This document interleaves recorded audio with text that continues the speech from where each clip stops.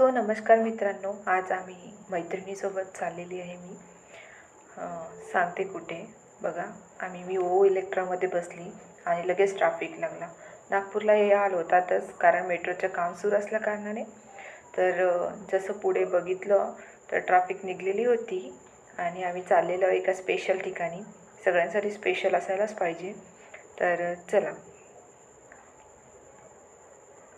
तर हे बाहेरील भाग आहे, तुम्ही बघून घ्या अगोदर आणि मला कमेंटमध्ये सांगा मी कुठे चालली. तर आपण चाललेलो आहो दीक्षाभूमी. दीक्षाभूमी कुठे आहे? नागपूरला. तर चप्पल वगैरे काढली आणि आम्ही दीक्षाभूमीकडे प्रस्थान केलं. जसं जसं समोर जावं तसं तसं उत्सुकता वाढत जाते. तशीच माझी उत्सुकता वाढलेली होती की आतमध्ये असं नेमकं काय आहे.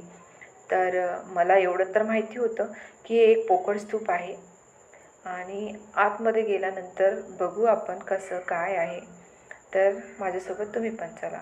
आतमध्ये हे पॅगोडा मुंबईचं, आणि हे आतमधील बॅकग्राऊंड आहे, आतमधील भाग आहे. बघा, इथे गौतम बुद्धांची मूर्ती ठेवलेली आहे. गौतम बुद्ध बोलून गेले की माझ्या मूर्तीची पूजा करू नका.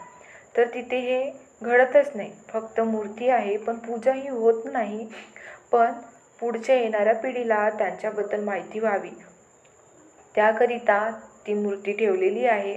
आणि ज्यांनी महान कार्य केले आहे त्यांची आपण मूर्ती ठेवू शकतो. गरजेचे नाही की पूजा करणं. आणि ज्यांनी आपल्यासाठी चांगलं कार्य केले त्यांच्यासमोर नतमस्तक व्हायला कुठेही मागे पडू शकत नाही आपण. तर तिथे लोक नतमस्तक होतात. आणि हे बाहेरील बॅकग्राऊंड आहे.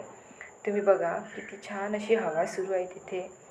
आणि मला तर छान वाटलं. तुम्ही पण कधी येऊन बघा. आणि मी नेक्स्ट व्हिडिओमध्ये काही दीक्षाभूमीच्या आतील माझे काही क्षण टाकणार आहे. तर तुम्ही बघा. हा बोधिवृक्ष आहे तिथे, ऐतिहासिक बोधिवृक्ष आहे. डॉक्टर बाबासाहेब आंबेडकरांची सुद्धा मूर्ती आहे. गौतम बुद्धांची सुद्धा मूर्ती आहे. लोक येऊन नतमस्तक होतात. ज्यांना जे योग्य वाटतात ते तिथे करतात. आणि ह्या ताई छान तिथे काहीतरी अभ्यास करत होत्या. मे बी बौद्ध धर्मात